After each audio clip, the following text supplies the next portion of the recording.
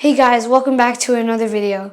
In this video, I'll be teaching you how to get Siri to say anything or just any automated voice. This is an automated voice. Want to know how to make it say whatever you want? Watch the video to find out. So let's get to it.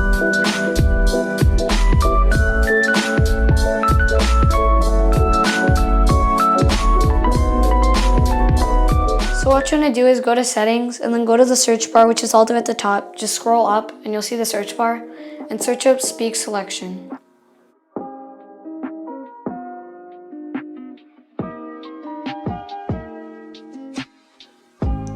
It should be at the bottom, but on iOS 13 it might look a little different.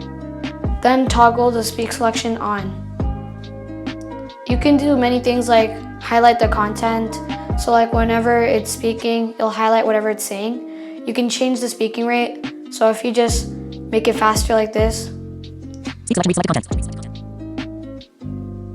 that's how fast it'll be.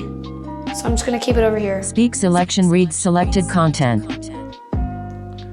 Then just go over to anything you want Siri to say, like maybe an article if you don't want to read it, you just want to hear it, like an audiobook. Just go to something. Just tap, select all, click on the arrow,